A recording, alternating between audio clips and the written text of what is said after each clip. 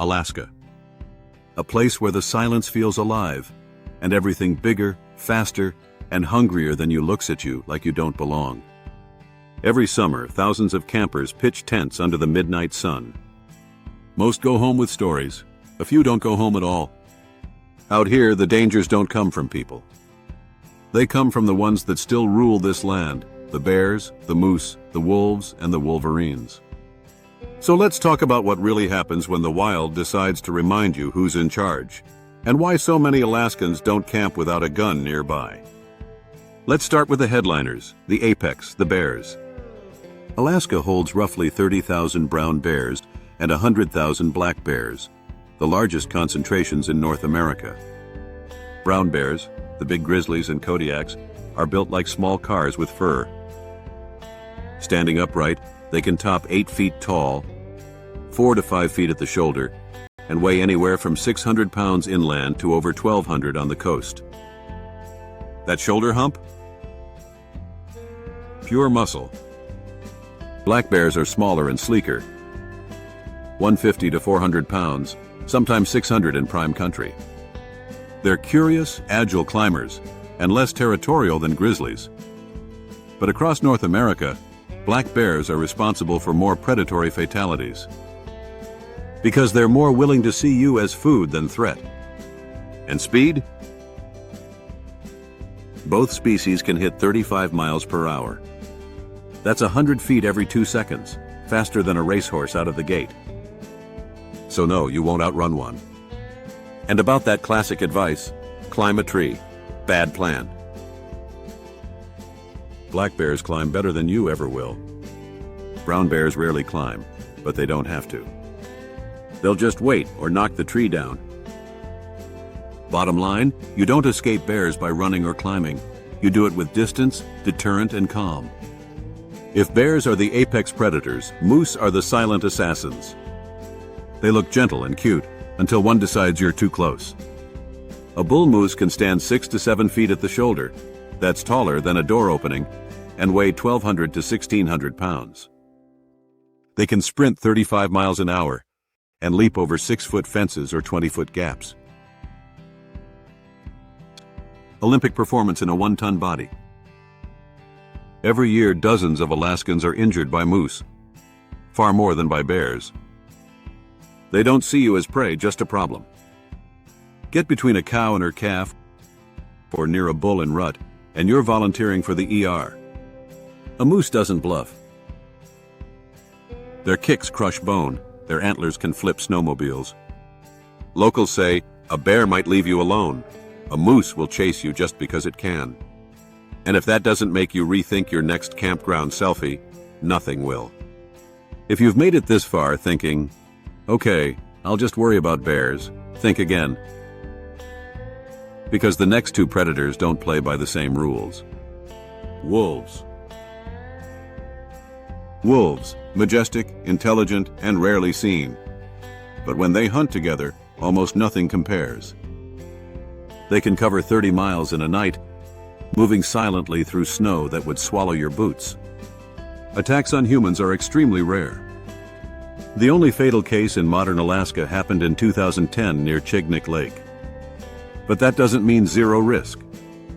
Wolves test boundaries, follow scent trails, and sometimes shadow travelers from the tree line. If you've ever felt you're being watched while hiking in the backcountry, sometimes that feeling's not just an imagination. Now meet Alaska's smallest nightmare, the wolverine. Picture a badger that skipped therapy and hit the gym. 25 to 40 pounds of pure, stubborn muscle. A wolverine can crack bones, tear frozen carcasses, and travel 30 miles in one night.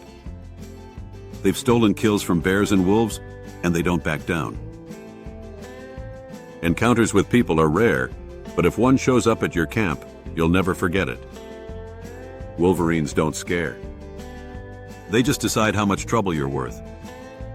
Here's the twist. Locals get attacked more often than tourists. That is not because they are careless. It's just that they spend more time in bear and moose country, hunting, fishing, trapping, or flying supplies into the bush. On the other hand, we tourists, meanwhile, get hurt for the opposite reason. we underestimate the wild. Leaving food out. Camping on game trails. Getting too close for a selfie. Each year brings a few serious bear attacks and plenty of moose injuries. And for every report, there are dozens of close calls nobody hears about. Here's where things get controversial. Because in Alaska, safety gear might include something that goes boom. In most states, bringing a pistol or shotgun camping would raise eyebrows. In Alaska, it's just another Tuesday. It's not paranoia, it's practicality. When a 900-pound grizzly charges at 35 miles an hour, you want bear spray in one hand and a plan in the other. According to the U.S. Fish and Wildlife Service, they found bear spray stops aggressive bears about 90% of the time. Firearms, when properly handled, succeed around 75%, but require split-second precision. That's why locals carry both. Spray for first defense. Firearm for last resort. Not to feel tough, just to get home. Camping in Alaska isn't about conquering nature, it's about surviving your visit. Keep your camp clean. No food or toothpaste in the tent. Hang it 12 feet up and 6 feet from the tree trunk. Make noise when you hike. Some people wear a bell on their pack. Don't surprise anything with teeth. Avoid rivers at dusk, that's dinner hour. And if you see cubs or calves, leave. I've been to Alaska twice now, and hopefully more in the future. I've seen a black bear with her cubs and a moose with a calf. I kept my distance and didn't stick around for introductions. I went the other way. Immediately. Alaska is one of the most stunning and humbling places I've ever been, and I recommend it to everyone. But know what you're doing in the backwoods, because out there, getting lost can be just as real and just as final as an animal attack. Alaska rewards respect and punishes arrogance. Every creature here, from moose to wolverine, is faster, stronger, and far more adapted than we are. Out here, you're not the apex predator, you're just another moving part in the food chain.